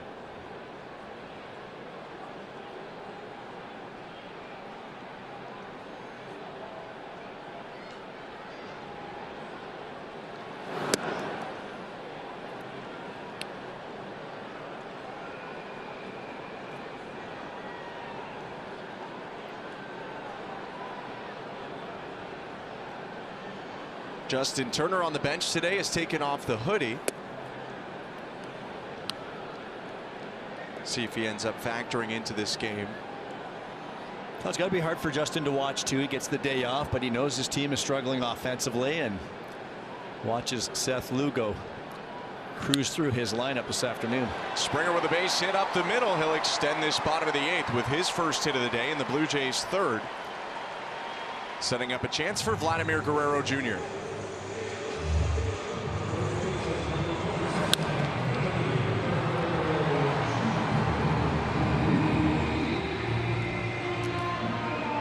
George getting out front of that a little bit, catches it toward the end of the bat, but finds that hole up the middle.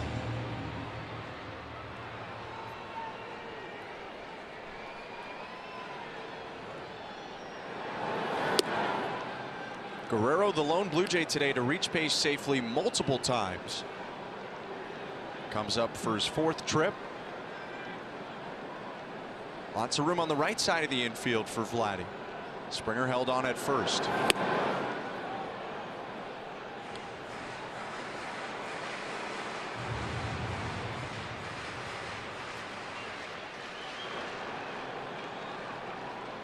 Guerrero's last homer came at home. It was against Seattle on April 10th. Pops this one up. Perez ditching the mask. He's got it to end the inning. A hit for Springer, but nothing else. And going to the 9th, it's 6-1 Royals.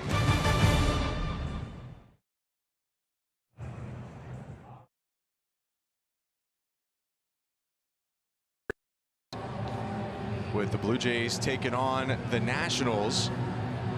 And right now on the mound for the Blue Jays in the ninth is the left-hander, a hard thrower, Brendan Little. Just one game so far for Little. He pitched Friday night in that Dodgers 12-2 win over the Blue Jays, and it did not go so well. 1 1/3 innings. He allowed 3 runs on 4 hits. He will finish things off for the Blue Jays here this afternoon.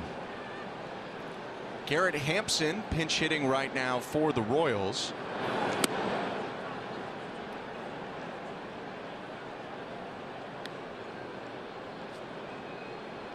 The start of this game, it was 3 left-handed hitters in a row, 7, 8, 9, but Hampson now in. Hunter Renfroe defensively replaced Adam Frazier, who would have hit next recently. Ground ball to third, picked up by IKF, and a throw over to first. 1 out.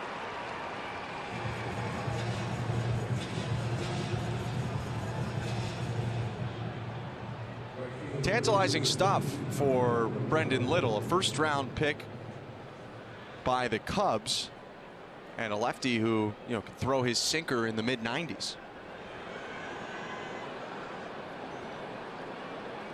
First plate appearance today for Hunter Renfroe.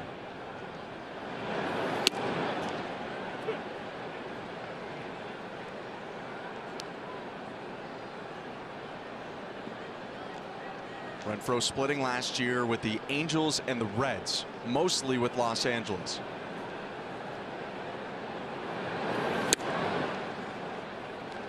That's the cutter from Little, and that's the pitch that looks like it could be really effective. Especially with that sinker that he throws in the mid-90s.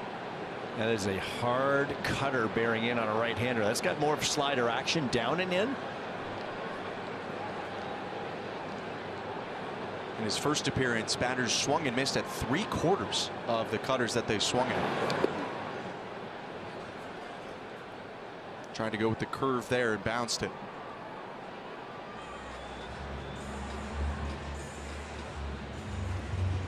DJ Rayburn, the home plate umpire, making sure Danny Jansen's okay. I think Danny's gotten a few foul tips today. A couple balls in the dirt.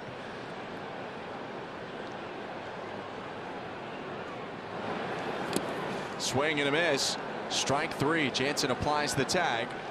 2 down. It's the final day to get your ticket and potentially strike big. Almost $2.4 million up for grabs. Go to bluejays.com/5050 in Ontario or Nova Scotia, and you could go home with that prize. Does Buck have your number? My number? Well, certainly I'm not winning that prize. I think the call from Buck is worth the $2.4 million. There you anyway. go. Somebody will get it. Kyle Isbell was the fire starter today for the Royals with his double in the 6th. Kansas City was hitless before that. He doubled and started a 3-run 6th. Royals would add a 3-run 8th to take this 6-1 lead. Always talk about how important it is to clear the bottom of the order. You don't want those guys getting on base for the guys at the top of the order, and sure enough, that leadoff double. And back to haunt the Blue Jays. And interestingly, Quatrero had Garcia sacrifice bunt. You don't see that a whole lot in the game anymore, but led to that 3-run inning. Nick Anderson getting loose for what would be his 3rd appearance in the last 4 days. Ground ball hit softly up the middle. Schneider throws to first in a very tidy 1-2-3 inning for Brendan Little. Bottom of the 9th, Blue Jays down 6-1, looking for a big comeback at Rogers Center.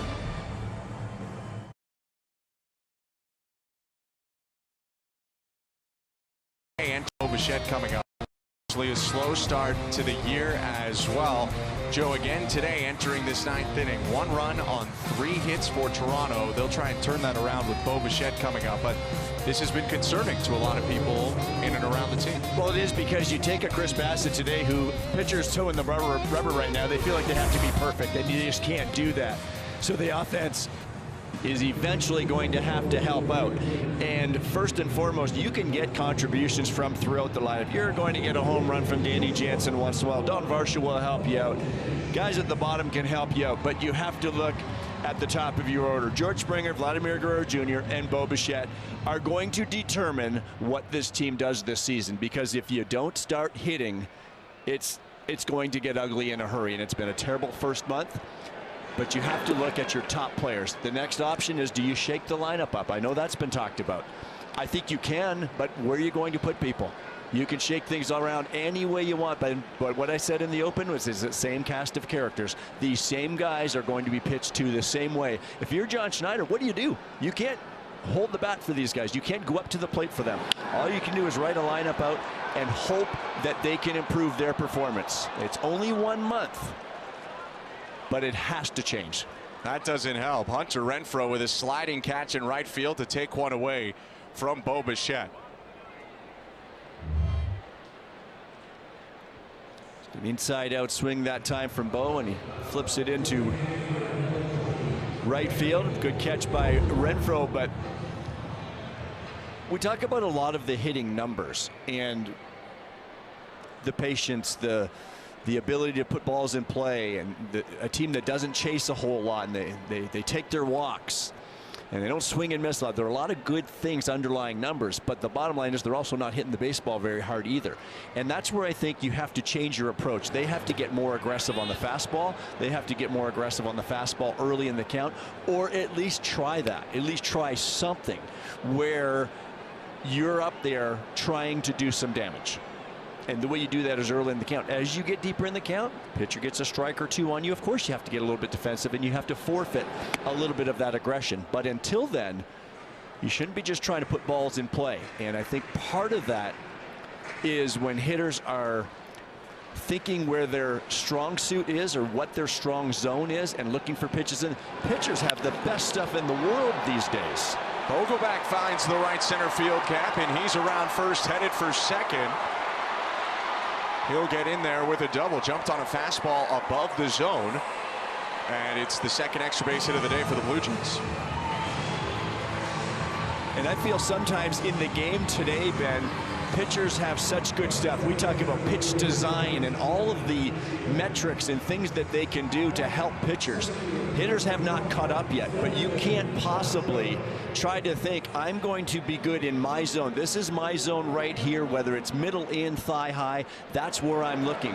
Seth Lugo can put his sinker anywhere he wants. He can put his slider anywhere he wants. He can throw 4 and 5 different pitches. He can make 2 or 3 pitches look like 7 or 8 pitches. They're going to be all around the zone. So I think we got to get back to being good hitters, that cover lots of parts of the zone. You get a sinker up and away, you have to be able to flatten your swing up. You get that slider down and in, you have to be able to drop your head on it. So there are so many different aspects, and this is all way harder than it sounds. Believe me, I know how hard hitting is. But we're in an era now where a lot of guys were thinking launch, right? I think we're slowly getting out of that because pitchers are doing so much. You can't possibly do that and have any success. Hard to launch 98. Absolutely. And you can't continue to try to launch all the different things that they're doing with the velocity, with all of these different things. I think they have to be more all-around type hitters where you can handle the ball up. I need to flatten my path out a little bit. Early in the count, I can look for the fastball. But then as we get deeper in the count, maybe as a term I used earlier, back that fastball up where you maybe can handle the off speed. You have to have some adjustability in that swing.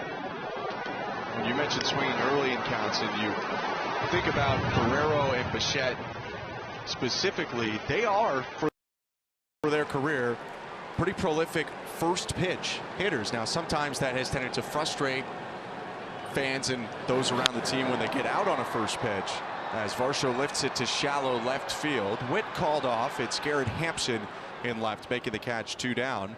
But for a lot of their careers, they jumped on a lot of first pitches to come up with hits. And I think as an individual, everyone's different. Everyone has a different swing. You have to look at your swing first and foremost mechanically. How is it that my bat is getting through the zone? And I think there are a number of hitters that forward move can really get people in trouble because they're not getting that good strong coil and they're not coming from that good strong launch position. When I say launch, I don't mean launching it up and in the air. I just mean being able to fire. And it all starts on the backside, and for you to be able to work behind the baseball, which you hear hitting coaches and hitters talk about all the time, it's hard to work behind the baseball if you're drifting forward or coming out of that backside. Danny Jansen, one guy who has hit very well so far for the Blue Jays. He's responsible for the lone Toronto run with a solo home run today. Biggio, the pinch runner for Vogelbach, on second. And Jansen hits one well to left field, but that'll hook foul. Blue Jays down to their final strike, in jeopardy of losing a third series in a row. They had won 4 in a row before going to Kansas City for that 4-gamer, but have hit a colder patch since.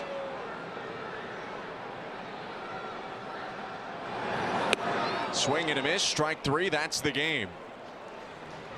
The Royals rely upon 2 3-run rallies, one in the 6th and one in the 8th, and Seth Lugo keeps the Blue Jays bats quiet. Another solid starting pitcher really tames this Blue Jays offense, and they are going to